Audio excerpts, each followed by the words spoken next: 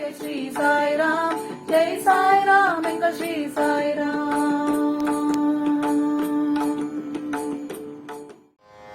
ஓம் சாய்ராம். சாய் அன்பர்களுக்கு என் பணிவான வணக்கங்கள். இன்று பிறந்த நாள், திருமண நாள் கொண்டாடிய அனைவருக்கும் நம் சாயப்பாவின் பரிபூர்ணமான ஆசீர்வாதங்கள் கிடைக்கட்டும். ஓம் சாய்ராம். நாம் 48 நாட்கள் ஸ்ரீ சாய்நாத ஸ்தவன மஞ்சரி பாராயணம் துவங்கியுள்ளோம்.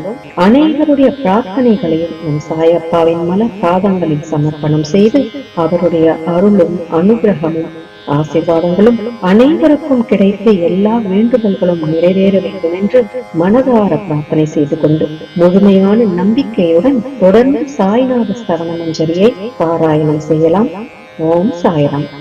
ஸ்ரீ சாய்நாத ஸ்தவன மஞ்சரி. ஸ்ரீ கணேசனை வணங்குகின்றேன்.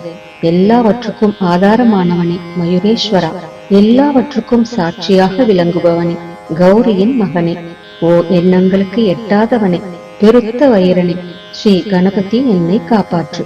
நீ எல்லா கணங்களுக்கும் முதல்வனும் தலைவனும் ஆவாய். எனவே உன்னை கணேசன் என்பர். எல்லா சாஸ்திரங்களாலும் ஏற்றுக்கொள்ளப்பட்டவன். ஓ சாரதா, வாக்கின் தெய்வமே, நீ ஒளி வடிவமாக பிறக்கும் பதங்களின் தலைவி. உன்னுடைய இருப்பினால்தான் உலகத்தில் எல்லா நிகழ்ச்சிகளும் நடக்கின்றன. நீ எழுத்தாளர்களின் தேவதை. நீ எப்பொழுதும் தேசத்தின் அணிகலனாக விளங்குகிறாய். உனது எல்லையற்ற சக்தி எல்லாவற்றிலும் விளங்குகிறது. ஓ ஜெகதம்பா, உன்னை வணங்குகின்றேன்.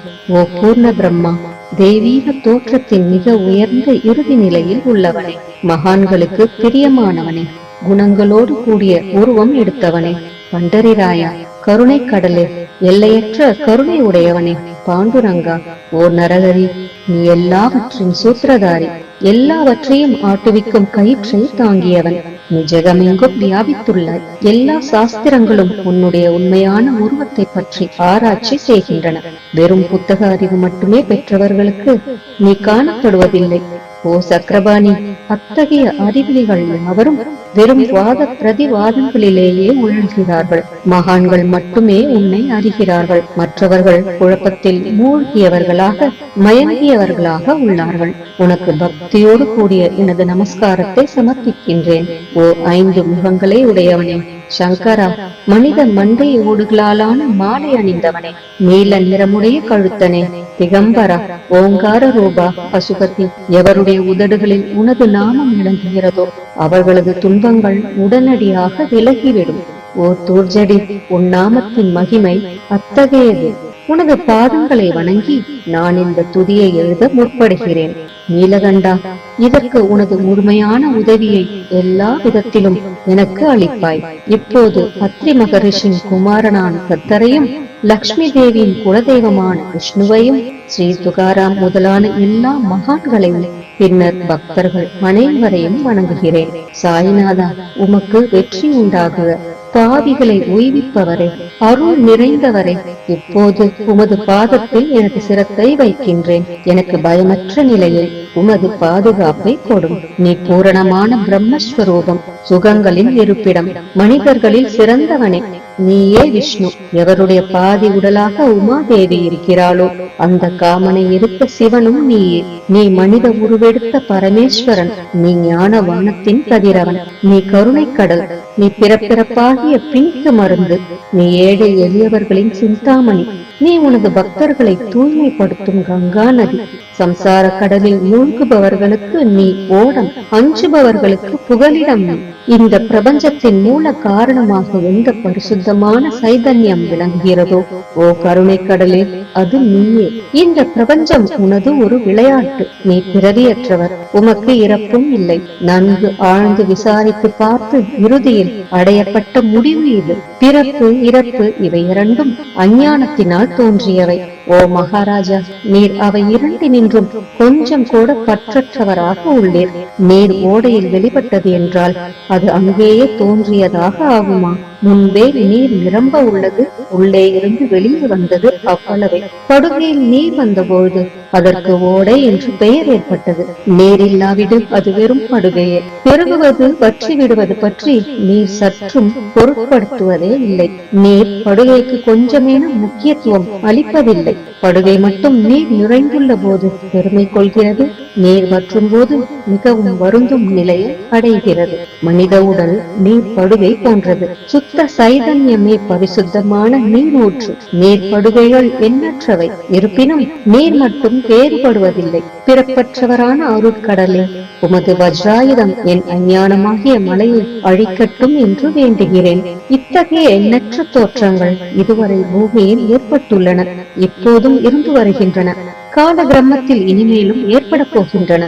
அந்த ஒவ்வொரு தோற்றத்திற்கும் ஒரு தனி பெயரும் குலமும் கிடைக்கிறது. அதன் மூலம் உலகத்தில் அவற்றை பிரித்தறிகிறார்கள். சைதன்யத்தை பொறுத்தவரை நான் நீ என்று கூறுவது பொருந்தாது. இருமை என்பதே எங்கு இருப்பதற்கு இடமில்லையோ அதே உண்மையில் சைதன்யம் எனப்படுவது. மேலும் உண்மையில் சைதன்யம் பிரபஞ்சம் முழுவதையும் வியாபித்து உள்ளது. பின் நான் நீ என்ற பாவனை எவ்வாறு பொருந்தும்? மேகத்திலிருந்து பிறக்கும் நீர் ஒரே தன்மையானது. பூமியின் மேல் இறங்கிய பிறகு அதற்கு பற்பல வேறுபாடுகள் ஏற்படுகின்றன. கோதாவரி நதிப்படுகையில் விழுந்த நீர் கோதாவரி என்று அழைக்கப்படுகிறது. கிணற்றில் விழுந்த நீருக்கு அத்தகைய மேன்மை இல்லை. மகான்களின் உருவமாகிய கோதாவரியில் உள்ள நீர் நீங்கள், நாங்கள் குளம், குட்டை, கிணறு போன்றவர்கள். நம்மிடையே உள்ள வேறுபாடு இதுவே. எங்களுடைய வாழ்வின் உண்மையான குறிக்கோளை அடைய நாங்கள் உங்களிடம் வர வேண்டும். எப்பொழுதும் கரம் கூப்பி உங்களை சரணடைய வேண்டும். ஏனெனில் நீங்கள் புனிதத்தின் உறைவிடம். கோதாவரி நதிக்கு பாத்திரத்தினால் படுகையினால் புனிதம் ஏற்பட்டது. வெறும் நீரை மட்டுமே நோக்குவோமாகில் அது எங்கும் ஒரே விதமானது. கோதாவரி நதி படுகை புனிதம் வாய்ந்ததென்பது தீர்மானிக்கப்பட்ட உண்மை. அதனை தீர்மானிப்பதற்கு பூமியின் நல்லத்தன்மை, தீயத்தன்மை ஆகியவையே உதவி செய்கின்றன என்பதை நோக்கவும். மேகத்திலிருந்து வந்த நீரின் புனிதத்தை எந்த பூமி பாகம் மாற்றவில்லையோ அந்த பாகத்தை சாஸ்திரம் அறிந்தவர்கள் கோதா என்று அழைத்தார்கள். மற்ற இடங்களில் விழுந்த நீர் அந்தந்த மண்ணின் குணத்தை ஏற்றுக்கொண்டது. தோற்றத்தின் போது இனிமையாயிருந்த நீர் அசுத்தமாகவும் கசப்பாகவும் உப்பாகவும் ஆயிற்று. அவ்வாறே ஒரு குருநாதா, எந்த சரீரத்தில் 6 வைரிகளின் மாசு ஏற்படவில்லையோ அந்த புனிதமான சரீரத்துக்கு மகான் என்ற பெயர் பொருந்தும். எனவே மேன்மையும் புனிதமும் பொருந்திய மகான்களை அந்த கோதாவரி என்றே கூறுகிறேன். எல்லா ஜீவர்களிலும் உங்களது தகுதி மிகச் சிறந்ததாக உள்ளது. பிரபஞ்சத்தின் ஆரம்ப காலத்திலிருந்தே கோதாவரி ஏற்பட்டுள்ளது. நீரும் முழுமையாக நிரம்பியுள்ளது. இன்று வரை அதற்கு குறைவு ஏற்படவில்லை. ராவணனுடைய வைரி கோதாவரியின் கரைக்கு வந்தபோது இருந்த அதே நீர் இன்று வரை எவ்வாறு இருக்கும் என்று பாருங்கள். படுகை மட்டும் அதே. நீர் கடலை அடைந்தது. மேற்படுகையின் புனிதத்தன்மை மட்டும் இன்று வரை நிரந்தரமாக உள்ளது. ஒவ்வொரு ஆண்டும் பழைய நீர் சென்று புதிய நீர் படுகையின் உள்ளே வருகிறது. பாபா அதே நியாயம் உங்களுக்கும் பொருந்தும். ஒவ்வொரு நூற்றாண்டும் ஓர் ஆண்டை போலவும் அந்த நூற்றாண்டில் தோன்றிய சாதுக்கள் நீரை போலவும் அவர்களும் மிக பெரிய மகான்கள் அலைகள் போலவும் உவமிக்கப்படுகிறார்கள்.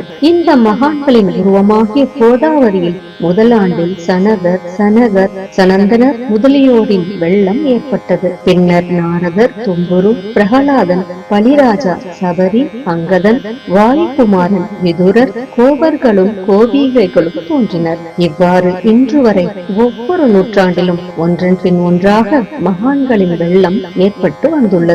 நான் அதனை வர்ணிப்பதற்கு இயலாதவனாக உள்ளேன். ஓ சாயிநாதா, இந்த நிகழும் நூற்றாண்டில் மகான்களின் தோற்றமாகிய கோதாவரியில் நிச்சயமாக உமது வெள்ளம் வந்துள்ளது. எனவே உனது திவ்ய சரணாரவிந்தங்களுக்கு வந்தனை செய்கிறேன். மகாராஜா, எனது துர்குணங்களை கொஞ்சம் கூட பொருட்படுத்த வேண்டாம். நான் ஏழை, எளியவன், அஞ்ஞானி, பாவிகளுக்குள்ளே தலை சிறந்தவன், எல்லா துர்குணங்களும் பொருந்தியவன். ஆனால் என்னை நிராகரிக்க வேண்டாம். பரிசக்கள் இரும்பினுடைய குறைகளை பொருட்படுத்துவதில்லை. கோதாவரி நதி தன்னை அடைந்த கிராமத்து சிறு ஓடைகளை திருப்பி அனுப்புவதில்லை. உங்களுடைய அருள்நோக்கை செலுத்தி என்னிடமுள்ள எல்லா தீய குணங்களையும் விரைவாக அழித்து விடுங்கள். அடியேனுடைய வேண்டுதல் இதுவே. பரிசுகளின் தொடர்பு ஏற்பட்டும் இரும்பின் இரும்புத்தன்மை அழிக்கப்படாவிட்டால் குருநாதா, அது பரிசுகளின் பெருமைக்கு இழுக்கு. என்னை பாவியாகவே இருக்கும்படி வைக்காதீர். தாங்கள் தாழ்வும் அடைய வேண்டாம். நீங்கள் பரிசுகள்,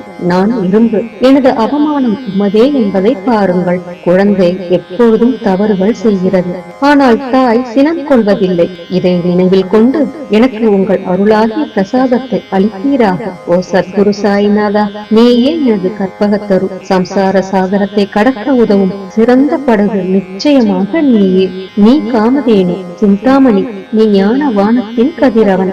நற்குணங்களின் பெரும் சுரங்கம். சுவர்க்கத்திற்கு செல்ல உதவும் படிகளும் நீயே. ஓ புண்ணியங்களின் இருப்பிடமே, சுத்திகரிப்பவரை, சிறந்தவரே.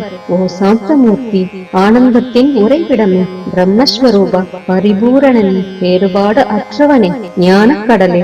ஓ ஞானத்தின் உருவமே, மனிதர்களில் சிறந்தவனே, பொறுமை, சாந்தி ஆகியவற்றின் உறைவிடமே, பக்தர்களின் இளைப்பாறும் இடமே, என்பால் மகிழ்வு நிறைந்த உன் அருள் நோக்கை செலுத்து. சத்குரு மச்சீந்திரரும் நீயே, மகாத்மா ஜாலந்தரரும் நீயே. நீயே நிவృத்திநாதரும் ஞானேஸ்வரரும் ஆவாய். கபீர், ஷேக் முகமது, ஏசுநாதர் ஆகியோரும் நீயே. நீயே போதலாவும் சாவத்தாமாலியும் உண்மையில் ராமதாசரும் நீயே. சாயிநாதா, நீயே துகாராம், சகாராம் மகாராஜும் மாணிக்க பிரபுவும் நீயே. உமது இந்த அவதாரம் உண்மையில் அறிய முடியாத விதமாக உள்ளது. தங்களுடைய ஜாதியை பற்றி எவரும் அறிந்து கொள்ளும்படி தாங்கள் விடவில்லை.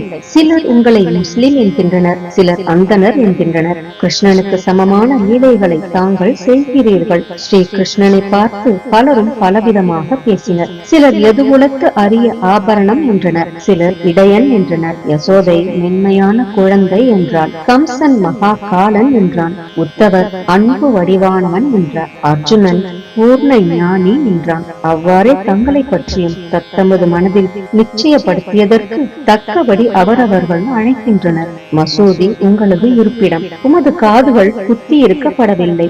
உங்களது பாதியா சடங்கையும் பார்த்துவிட்டு உங்களை முஸ்லிம் என்று கூறுவது பொருத்தமாகவே உள்ளது. அவ்வாறே கருணை வடிவான உமது அகம் வழிபாட்டை பார்த்து நீங்கள் இந்துதான் என்று எங்கள் மனதில் நிச்சயம் ஏற்பட்டது.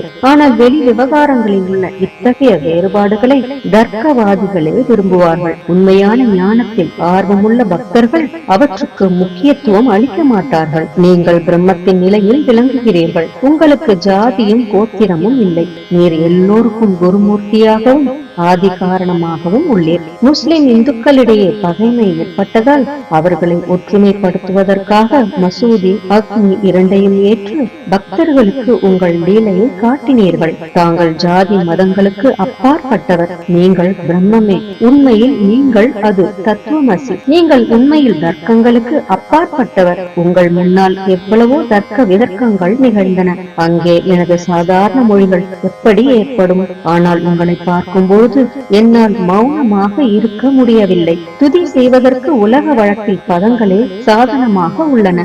எனவே உங்கள் அருளாசியுடன் பதங்களால் என்னென்ன வர்ணனைகள் ஏற்படுகின்றனவோ அவற்றை எப்போதும் செய்வேன். மகான்களின் தகுதி கடவுளின் தகுதியை விட வேறுபட்டதும் மிக உயர்ந்ததும் ஆகும். சாதுக்களின் அருகில் எனது உனது என்ற வேறுபாடுகளுக்கு சிறிதேனும் இடமில்லை. கிரண்ய கசிபுவுக்கும் ராவணனுக்கும் கடவுளை வெறுத்ததன் மூலம் மரணம் ஏற்பட்டது.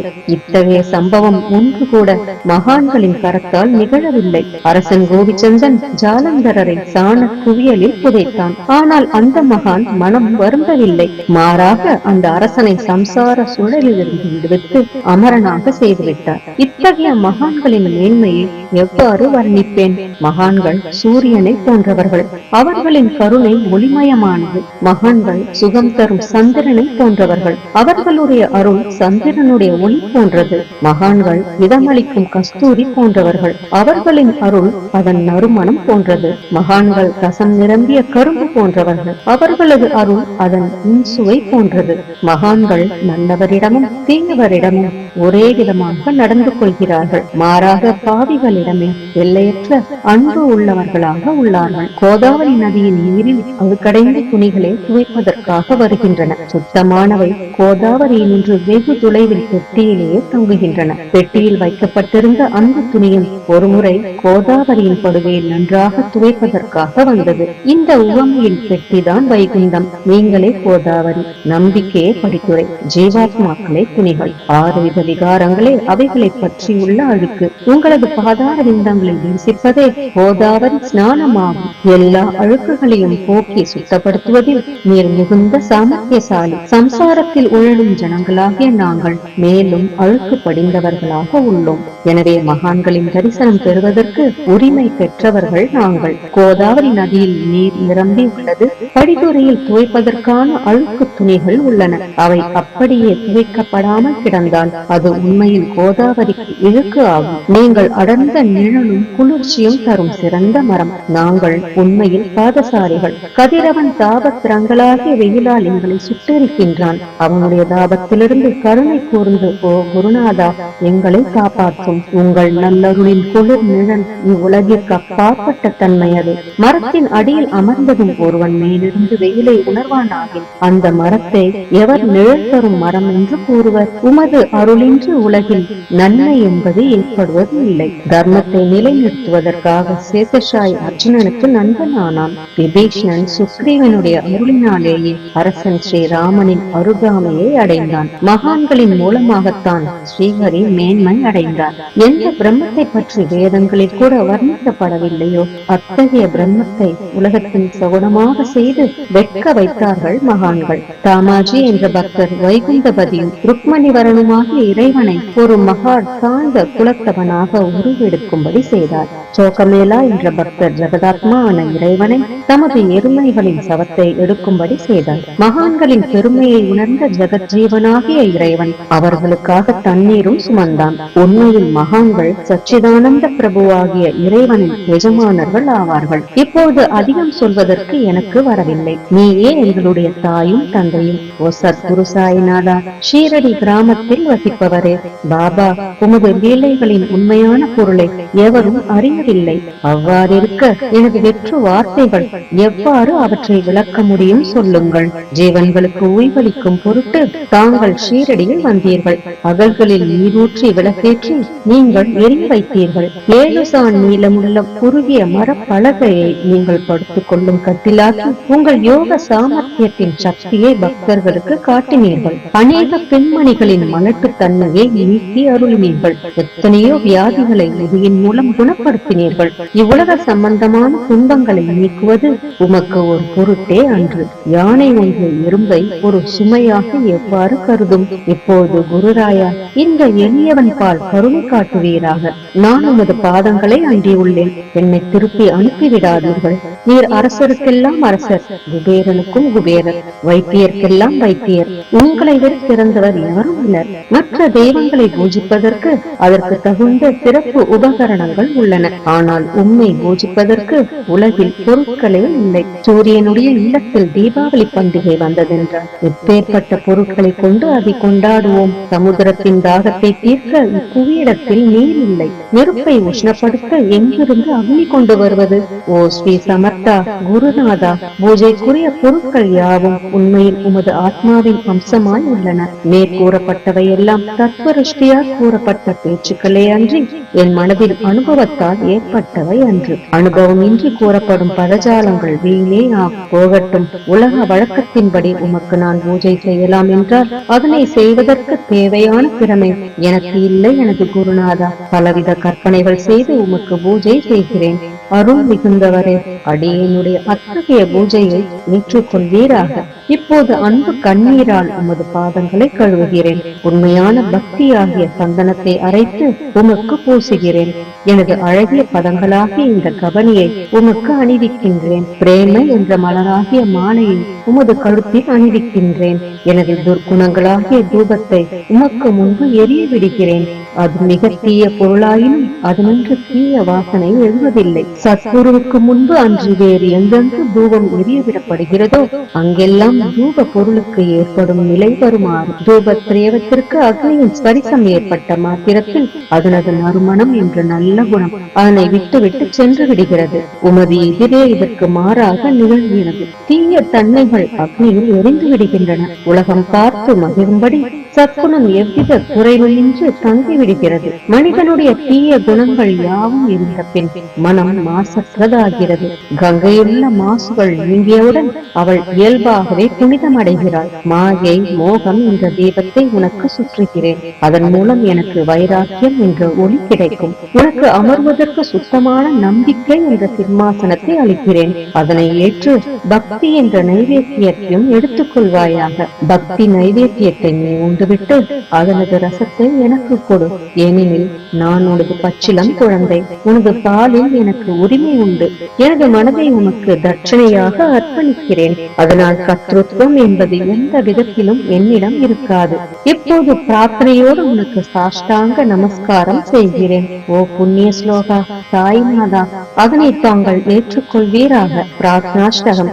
சாந்தமான மனமுடையவரே, சிறந்த அறிவுடையவரே, சாய்நாதா, அருள் நிறைந்தவரே, கருணை கடலே, சத்திய ஸ்வரூபமானவரே, மாயையாகிய இருளை அழிப்பவரே, ஜாதி மதங்களுக்கு அப்பாற்பட்டவரே, சாதனையின் முடிவை அடைந்தவரே, எண்ணங்களுக்கு அப்பாற்பட்டவரே, கருணைக்கு உறைவிடமே, ஷீரடி கிராமத்தில் உறைபவரே, ஓ நாதா, என்னை காப்பாற்றும், என்னை காப்பாற்றும். ஞானமாகிய கதிரவனே, ஞானத்தை அளிப்பவரே, எல்லாவித நன்மைகளையும் செய்பவரே, பக்தர்களின் இதயத்தில் உலவும் அன்னமே, உமது பாதங்களை அடைந்தவரை காப்பவரே, சிருஷ்டி செய்யும் பிரம்மா நீ, காக்கும் தேவமான லட்சுமியின் கணவன் விஷ்ணுவும் நீயே.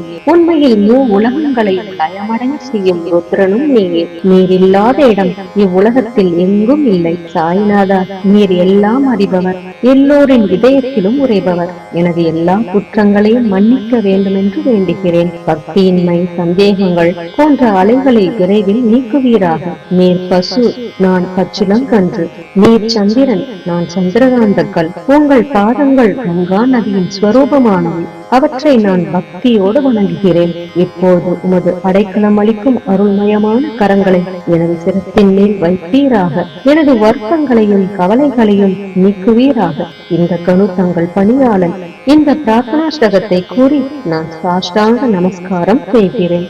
எனது பாவங்களையும் துன்பங்களையும் ஏழ்மையையும் உடனடியாக நீக்குவீராக. நீர் பசு, நான் கன்று. நீர் தாய், நான் குழந்தை. என் விஷயத்தில் மனதில் கடினம் கொள்ள வேண்டாம். நீர் மலையகிரியில் உள்ள சந்தன மரம், நான் முள்ளடர்ந்த புதர். நீர் புனிதமான கோதாவரி நீர், நான் பெரும் பாவி. ஓ குருநாதா, உமது தரிசனம் ஏற்பட்ட பிறகும் என்னிடத்தில் உள்ள துர்குணம் என்ற மாசு அவ்வாறே தங்கி இருக்குமாகில் உம்மை சந்தனம் என்று எவர் கூறுவர்? கஸ்தூரியின் அண்மையை அடைந்த மண்ணும் உயர்வாக மதிக்கப்படுகிறது. மலர்களின் அண்மையால் மாறும் தலையில் உயர்ந்த இடத்தை பெறுகிறது.